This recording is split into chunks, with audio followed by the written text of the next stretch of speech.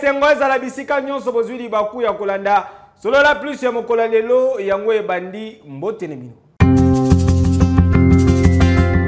Gouvernement ya République azali ko s'activer pour na nettoyage ya ba fichier de paye ba détail nélément.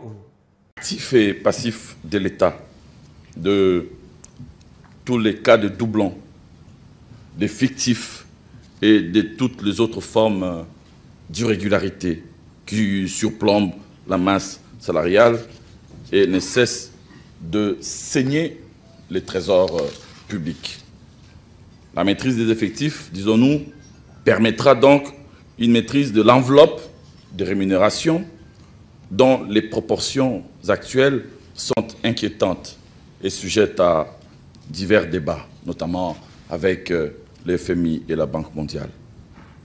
Enfin, la maîtrise des effectifs est un enjeu social de premier rang, dans la mesure où elle garantit la qualité de la dépense publique, en réaffectant des économies dégagées du nettoyage du fichier des effectifs vers le financement des dépenses à caractère social, notamment le paiement des agents non payés, la valorisation de la situation pécuniaire des actifs, des retraités et rentiers, l'amélioration des conditions socio-professionnelles des agents et pourquoi pas d'autres dépenses utiles à la société. Concernant particulièrement cette première étape qui concerne donc les divisions urbaines de Kinshasa et les services centraux, il convient de relever que sur un effectif de départ de 450 274 agents déclarés par les administrations, seuls 113 577 agents ont été validés et sont publiés dans les annuaires susmentionnés. L'identification biométrique étant un processus continu et périodique, il va sans dire que tout cas d'omission ou d'erreur éventuelle pourra être régularisé lors des prochaines parutions, après traitement bien sûr des recours et certification des informations y afférentes par la Direction de gestion de bases de données numériques des ressources humaines de l'État et recensement, la DBDR. Par ailleurs, la carrière administrative étant évolutive, il sera procédé à une actualisation des annuaires au plus tard le 31 décembre de chaque année, afin de prendre en compte de faits nouveaux survenus dans le parcours de l'agent considéré tout au long de l'année antérieure. Concernant les agents des services déconcentrés en province et dans les entités territoriales décentralisées, les processus de validation des données avec les responsables des services concernés, après identification biométrique, en cours de finalisation, la publication de leurs annuaires se fera progressivement et sera finalisée d'ici juin 2025. Comme souligné sur haut, l'objectif étant la constitution d'un fichier unique regroupant tous les agents et fonctionnaires de l'État. Ce processus s'étendra très prochainement, d'abord aux agents de services spécifiques, non encore pris en charge, Direction générale des migrations, Agence nationale des renseignements, Inspection générale des finances, et ceux prestant dans les missions diplomatiques. 14 ans après, Batante Nabango, lauréat École nationale des finances Bazali, prise en charge na trésor public sur instruction ya Mokonzi Mboka. Son Excellence Félix Antoine Tshisekedi Tshilombo, l'exécution ya l'argentier de la République, ministre ya Finances, Excellence Doudou Fwamba Likunde Libotaï. Reportage. Ah oui, enfin, lauréat École nationale des finances, promotion 2010, Bazali prise en charge na trésor public et locaux Ezali. Concrétisation, ya vision, ya Mokonzi Mboka. Son Excellence Félix Antoine Tshisekedi Tshilombo, Fachi Beton Mukontombolo, oyazali ko placer bien-être ya ba citoyen au centre ya action naye. Fidèle na tradition naye, ya proximité, paix d'écoute. Ministre ya finance, l'argentier de la République, Excellence Doudou Fwamba Likunde Libotaï et Kabola Bitumba le grand pakebo. A Pousanaki pene ya lauréat liboso ya ko rejoindre bureau naye ya musala.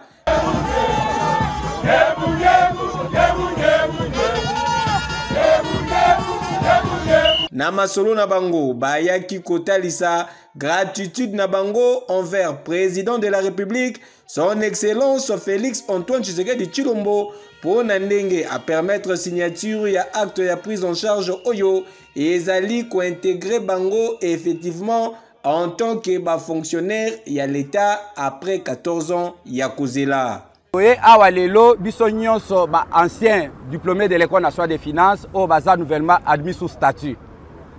Toye pa papa na biso son Excellence Doudou Fwamba.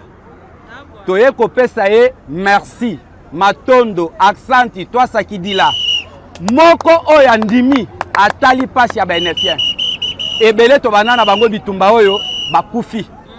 Il a fallu que son Excellence Félix Antoine Tshisekedi Tshilombo aya et bongo apona les descendants ya Etienne Tshisekedi wa Mulumba Doudou Fwamba, l'homme du peuple d'abord, celui qui met oazo cha mutu na katikati ya musala na ye. Biso mutu tozwa chance to yamba mokonzi problème na ye aye pona batu nyonso. Yango pe akanisa ki biso. To lala kia wa bobanda komona biso tozo lala wa. Maya miso ezo tanga. Mokonzi ayoki mawa. Lelo asali mukanda bazwa biso bacha biso na ba mise en service. Eza lokumute. Acte oyo ezali ko s'inscrire pleinement na cadre ya programme d'action ya gouvernement, notamment oyo visant à renforcer efficacité ya ba service public. En tout cas, niko na furaha leo, niko na furaha ya kabambi ya kabisa. Furaha yetu mbele inaenda kwa président de la République, le chef suprême, ye moko Fachi Beton Mukontombolo. Et puis nashuka kwa Doudou Missine, Fwamba Missine, Libota Missine, Doudou Rousse Missine, Solution Missine, le Pakebo. Merci. Ba mama yote ya NF wanakupikia aksanti. Ba mama bote wanasema baba, Mungu akubariki, akupandishe, akuwezeshe. Ula tapima na Dudu, atetukuta sie munjia yake ba mama. Fidèle na vision ya mfumu ya ekolo République démocratique du Congo, son Excellence Félix Antoine Tshisekedi Tshilombo, vision ya le peuple d'abord, l'argentier de la République, ministre ya finance et Excellence Doudou Fwamba Likunde Libotaï, a salué qui surtout président de la République. Je vous demande d'acclamer son Excellence Monsieur le Président de la République.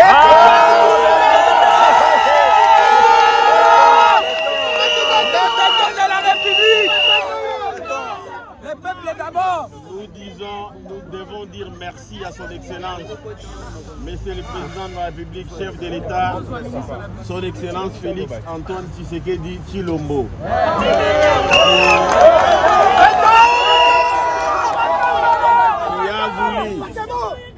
Qui a voulu que l'homme soit au centre de l'action du gouvernement. De son Excellence Madame Judith Soumouina Toulouka. ça fait plus de 10 ans. 14 ans que vous avez terminé vos études, recruté par concours, formé par les ressources du Trésor public pour renforcer l'administration, non seulement des finances, mais les autres administrations de l'État, parce que vous êtes des experts en matière de finances publiques et des assurances. Et que les différents gouvernements qui se sont succédés n'ont pas terminé la problématique qui se posait devant eux. L'ancien gouvernement a posé les actes fondamentaux qui ont consisté dans la signature des arrêtés ministériels vous admettant sous statut. C'est pour cette raison que vous devez aussi dire merci à son Excellence Jean-Pierre Liaou qui a signé cet arrêté. Et sur instruction de Madame la Première ministre, le gouvernement s'est attelé à la résolution de votre problème. Et je suis très heureux de vous voir ensemble aujourd'hui, dans la joie, en train de célébrer et de penser à tous ces moments difficiles que vous avez traversés. Kasi sengeli boye baki lors ya rencontre oyo ministre encouragea ki ba lauréat pour ba servir nation kitoko na bolingo nyonso na intégrité tout en luttant contre banti-valeurs locaux, la corruption, paix, tribalisme. Tala Moussala Oyo Doudou Fwamba, l'argentier de la République, Azali Kosala, excellence. En tout cas, Bati Kayo, Wumela Papa. Yo!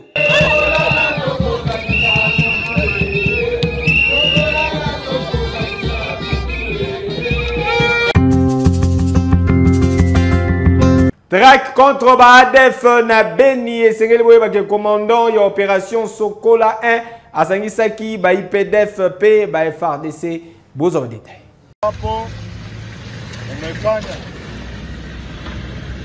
Unajua kufika hapa Beu Manyama haikuwa volonte yenu, ilikuwa volonte ya waraisi wawili, President Museveni Kaguta na President Felix Antoine Chilombo, wakubwa wawili wa jeshi ya UPDF na FARDC wameungana, wamesema tupiganishe ADF. Huyo ADF MTM ambapo amesumbua wananchi, wanaua population kwa Kongo na kwa Uganda. Ndio kwa maana mumefika na kwa kufanya kazi. Na kazi ambapo umefanya kuanzia ngambo huko Mamove kupanda huku Beu Manyama, ni kazi inaonekana nzuri. Wananchi wamekufa wengi, watu walikufa, waliuiwa, ila nyinyi na joint operation inafanya kazi vizuri na leo usalama imerudi. Tumesikilizana. Wakubwa wote wamefurahi na waendelea kumpatia pongezi ya kubiankuraje, kwa felicite na kazi ambapo mmefanya. Tumesikilizana? Ndio. Ila wenzenu wenye kuwa mbali, wenye kuwa hawakupata muda ya kufika hapa, mwapelekee felicitation na encouragement ya wakubwa wote wa jeshi ila ya UPDF na ya FARDC, kwani kazi imeonekana na inaenda vizuri ya kuchunga wananchi na vifaa kwao. Hivi munastabilize ifasi, mujue kama kazi ingali. Kazi hayaisha, kazi ingali, kwani pembeni yetu hapa kuna baki kilomita ngapi kufika Ituri? Kilomita 7. Munafuata vizuri. Ngambo adui anakimbia mingi Ituri. Sasa mukaweka kufunga mikono munalala, adui atarudia. Moussala Oyo inspection générale ya finance azali kosala azali kondimama na ba congolais nyonso y compris chef de l'état son excellence Félix Antoine Tshisekedi Chilombo Bolanda ba témoignage oyo. Ah oui, en dépit ya ba menace ya ba ordre nyonso, ba tentative de corruption ya ba personnel na yango, pe ba campagne ya diabolisation oyo ezali ko ciblé inspecteur général chef de service na yango monsieur Gilles Alinguet Tekei, monsieur l'alligator, inspection générale ya finance et tikali locomotive ya bonne gouvernance oyo ezali ko restaurer à la fois image de la République démocratique du Congo, santé, yaba entreprise publique, paix, crédibilité internationale, ndenge lingi mokonzi mboka, son excellence Félix Antoine Tshisekedi Tshilombo, Fachi Beton, yokelanga eloko oyo. Dans tout circuit, ceux qui bozangi contrôle, circuit à les anatinate. En d'autres termes, baben a une évaluation. Baye ko évaluer, non pas seulement pour arrêter, mais aussi pour conseiller et donner des orientations. Mais tant que Alinguet a bandi ko sala musala, peuple a monaki Alinguet nete motiako kanga. L'inspecteur n'arrête pas directement. L'inspecteur appréhende, vérifie et contrôle. A bengi yo ko ba tala awa o telemaki biente. Oko sala boye boye. Au cas où osalité nde akoya na mesure contraignante akangi. Mais biso peuple, to bandaki comme on a Alinguet, si on te dit Alinguet, c'est-à-dire l'arrestation, ça c'est du côté observation d'Angaï. Mais c'est un papa qui nous a fait quand même de fierté. Mais entre-temps, d'un côté, Bazako, Zouambongo et Zonganakes à l'État, de l'autre côté, Mbongo est belé, et puis ça biso ba psychose. Même attention, il y a 100 francs, mais quelqu'un qui vole l'argent des millions. Et subitement, il y a mis Alinguet à sa timidité. Ça, c'est du côté négatif. Alinguet, il reste ministère Banini. Il faut qu'il y ait des petits Alinguet. Donc, impact Alinguet est équitatif dans l'évaluation, il y a un marché, il y a un pitch. Il y a un péage et tout ça. Chef de l'État, coup de chapeau à la Moussiango. Ce qui Batouana va s'engraner contre Alinguet. Alinguet n'est pour rien. Donc Batouana va contre le chef de l'État. Avec plus de 36 ans de carrière, Gilles Alinguet Tekei, Azali, inspecteur Moko Alenda, na Oyetali, gestion yaba finance publique. Ça y a Alinguet. À ça le tour que Bakanga bani bato nyonso tu bazotia maboko na finance publique ya l'État. Et c'est là qui t'a ouya azi ba rapport na ye. Après c'est la justice akangi batouana va se retrouver quelque part pour que passe sa leçon na bato mususu ba sala te pour que le peuple congolais comprenne que nous sommes Alinguet ça nini et mon aïe. J'ai frappé l'ampleur à partir de l'événement de l'inspecteur Gilles Alinguet. Auparavant ça existait mais c'était comme de la théorie. Mais la pratique, nous l'avons vécu avec l'avènement de l'inspecteur Gilles Alinguet. La récupération de 7 milliards avec les contrats chinois, ça fait quand même du bien au pays. C'est de l'argent qui volatilisait comme ça. On ne savait pas qui prenait ça. Mais avec l'avènement de l'IGF, on a pu récupérer ça. Ça fait du bien quand même au pays.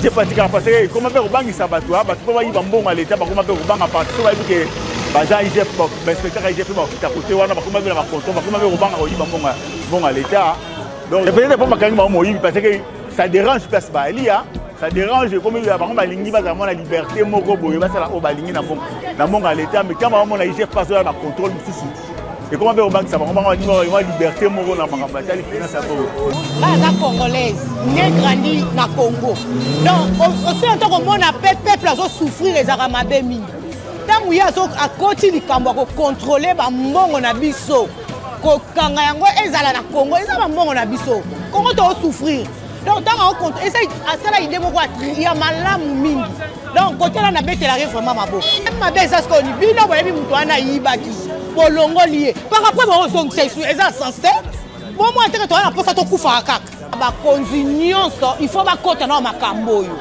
baza ba moyibi parce que les voleurs n'aiment pas les contrôles. Quand quelque chose qu'on te donne de gérer, tu ne veux pas qu'on vienne faire les contrôles là, tu es voleur. Tala Moussala IGF azali kosala lelo ezali koincarner vision ya inspecteur suprême président de la République son excellence Félix Antoine Tshisekedi Tshilombo Faci Beton pour na lutter contre l'impunité, corruption, coulage à recette publique, enrichissement illicite, pe ba pratique nyonso ya mabe pour na oyetali mauvaise gouvernance. Boyende ezalaka qui du mieux. Hein, Keyo? Oui!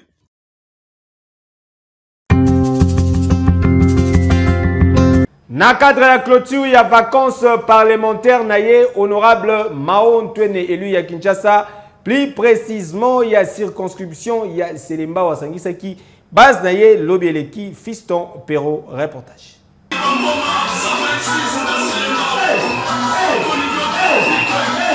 Ah oui, na cadre la clôture, il y a vacances parlementaires, naye élu, il y a ville province ya Kinshasa. Plus précisément, na circonscription, il y a Selemba honorable Mao Ntwene Musilwei asangisaki une partie ya base na ye week-end eleki na veni manifeste na quartier Lubudi, plus précisément n'espace Boulagana tikana ye bisabino ke lekaki kitoko esika wapi. Honorable Mao Ntwene a profitaki na occasion pour na ko remercier bango pour na marque de confiance oyo bakordaki na ye matembele ya simanda kuna bango soso ya mboka ndenge balingaka kobenga ye pour na komema ye lelo esika yazali lokola député provincial la bouche autorisée ya bana Selembao. Alors tikana ye bisabino ke cérémonie elekaki kitoko na ambiance moko ya kosakana te.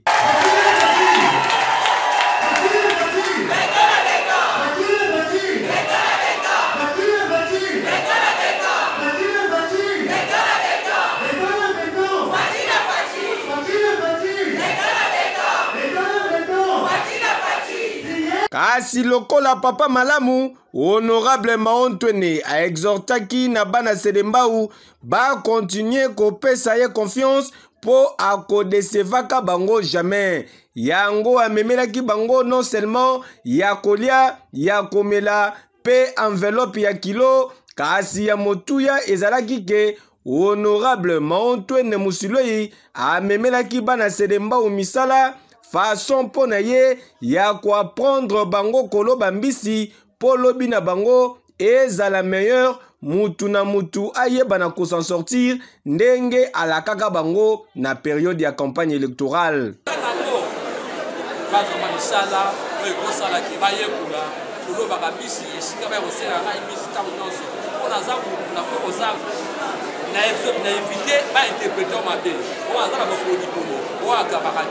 Notre amicale a été dans le Sénégal pour débattre. Il a préparé l'échantillon pour Bazanangaï, pour débattre du Satou, les chiens de Salé, les années à Savo, les salles à Sérissima, Bakouama, Sylvie, qui est Babi Borokola, Bakoumion sur Sénégal, et Soufrata. Il est prêt à Bakoumion sur ces années. Il y a Sénégal et l'équipe masquée.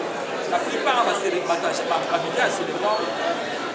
Ça les a c'est les pas les a enclavés. Donc tout ça les a souci oyo les a la bicho to pourquoi to zoloba to kofanda nyeti to komona c'est les pas. Nasuka ya masolo élu ya circonscription ya Selembao Mao Ntwene Musilwei soso ya mboka atalisaki pourquoi moment oyo pe le pourquoi ya rendez-vous oyo.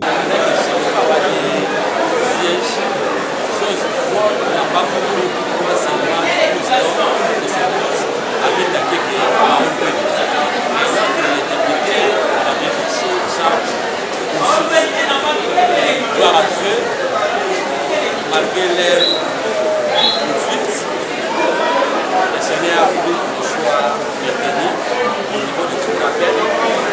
Le Seigneur n'était pas suffisant pour eux. On ne va pas mener jusqu'au bout de Conseil d'État. Par la grâce du Seigneur, on est là maintenu.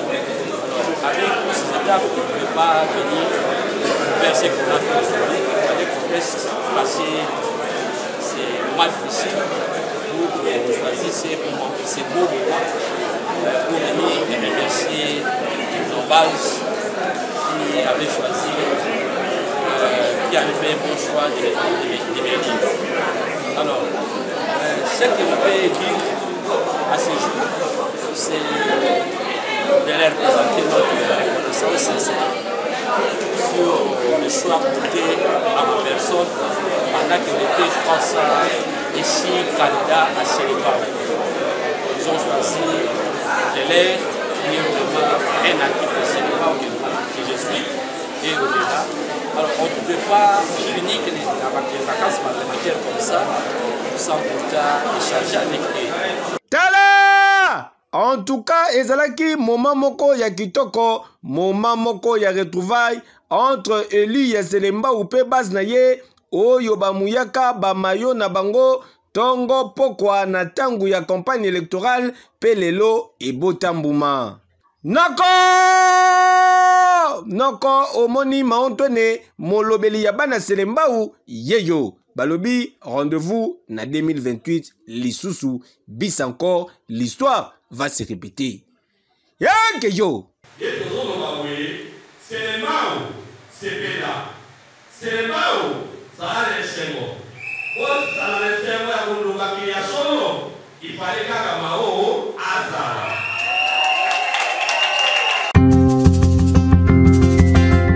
Sojo commune na Yolo Nord, tozali awa na commune ya Kalamu population, mazali ko vivre na sérieux problème pour na kozwa lotiliki fiston pero pour na détail.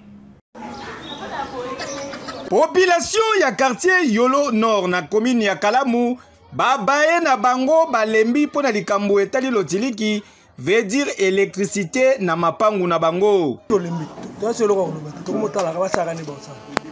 So balingi bakati balingi bazongi to bible to manet banyama to manet banyama do la kata bilan chiso ndito za zamu to ko minde mo kana batazam na no sa insemena munga fulani bazana ni na paraliki zo anifo mulili ezala ezation so sika to telemia couloir da ya mulili sa ba to 20000 place ko la cour ezanga cour tabasi ngomba basingale atako na ba quartier mususu courant yango ezalaka lokola ba jeu de lumière misusu kutu ezalaka lokola mari de nuit ata ya likala ya pamba awa eyaka nango te awa courant ezali pasi na ndenge ya kosakana te ba appareil électroménager etikala ba esthétique à podium kasi soki pe otali eta ya ba câble na bango pasi pe mawa yoka communication ndeti pour ezala ngo bien te courant eyaka nango lisusu te basingana biso kuti eza ya bien te depuis ekata na pamba basingana biso eza ya kobeba donc nayebi te sona koloba nini na basengana bakonzi bazwela biso na solution mpona basinga oyo po tolembi courant ezalaka lisusu te mais facture eyaka chaque mois kutaka mbongo mais courant eyaka te sikoyo tovivre ndeni mpenza. Bon, nous comprenons que mboka ngo biso toza na barrage metala courant na biso to ebité yango nini yango toza na bakonzi te ou bien nini vraiment pona courant to lembi courant passe mai passe kolala passe nyonso passe mais ne fait que courant pour tout le monde a lumière babongise la biso o lokola toza na mboka lokola ata na mayombe kuna bazana ba groupe vraiment bakonzi botala bolongola soni na mboka na biso po bapaya bazo courant na biso bazo sepela bongo biso moko toza na barrage inga metala courant to salela place o bato bazo yiba courant États-Unis batalisi ba butu ya États-Unis butu ya France butu ya nani ya Brazza mais butu na biso eza lokola ndoki azoloka po ata otie ata mutu boso na yo même kurezo pe okomona yete même moyibi aye okomona yete bandeko to kopi ata États-Unis butu na bango to bongisa courant mboka na biso to tombola Congo bakoko to lakisake RDC eloko makasi. Papa directeur général Yasnel, papa Fabrice Lusinde awa na Yolo Nord na commune ya Kalamu balembi balobi trop c'est trop posnel azali kosala musala mabe makasi boyo kakape soni e anini singa kuwato batia so pour maréchal basinga kuwa pirate batia ou te pas député basinga mepela mota papa ma tane komitala tane sa message tela bango nina ngosila kate solo la plus ya mokola lelo et komi nasuka merci pour la confiance et fidélité vous allez qui tellement ebele ya ko landa yango bo sepela ki na ba image bo pesa merci na Silver da Silva Zalaki na sima caméra régie finale simamaki na le maestro Jérémy Foueta Bamata Bakita Babaluka Mabele fils mani na préférabino tukutani lobi